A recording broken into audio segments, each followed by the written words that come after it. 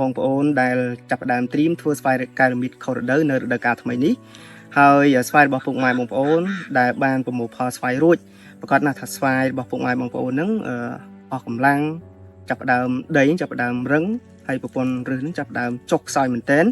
ហើយត្រួយចេញយឺតខ្លាំងមែនទែនបាទអញ្ចឹង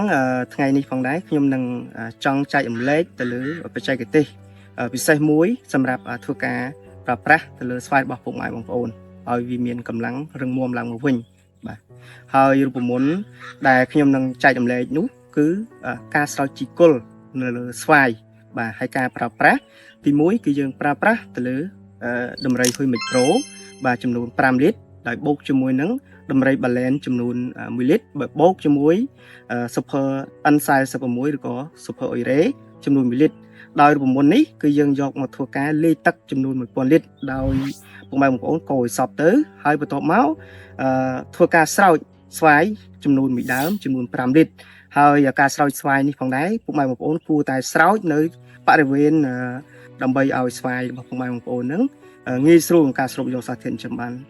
យ៉ាងល្អបាទហើយចំពោះអត្ថប្រយោជន៍នៃការប្រើប្រាស់ជីស្រេចគោលនេះផងដែរទី1គឺជួយឲ្យស្វាយរបស់ពុកម៉ែបងប្អូននឹងមានកម្លាំងរឹងមាំឡើងមកវិញ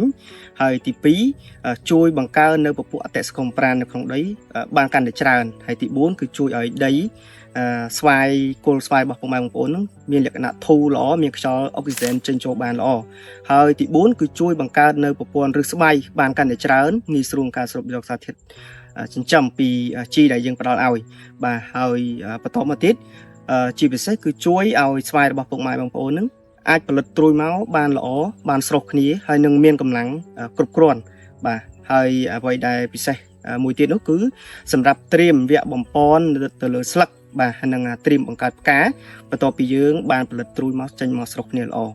ហើយសម្រាប់ស្វាយរបស់ពុកម៉ែបងប្អូនគួរកុំរំលងឲ្យសោះនៅវគ្គជីស្រេចគល់នេះបាទគឺវាជួយឲ្យស្វាយរបស់ពុកម៉ែបងប្អូននឹងចេញត្រួយមកបានច្រើនដងដើមរឹងមាំដីធូរល្អហើយបង្កើតប្រព័ន្ធឫសស្បៃបាទអញ្ចឹងបើសិនជាពុកម៉ែបងប្អូនមានតម្រូវការចង់ប្រើប្រាស់ផលិតផលជីស្រេចគល់របស់ស្ដេចដំរី Q ពុកម៉ែបងប្អូនអាចប្រឹក្សាបច្ចេកទេសជាមួយនឹងភ្នាក់ងារបច្ចេកទេសរបស់យើងអញ្ចឹងជាចុងក្រោយសូមអរគុណបាទ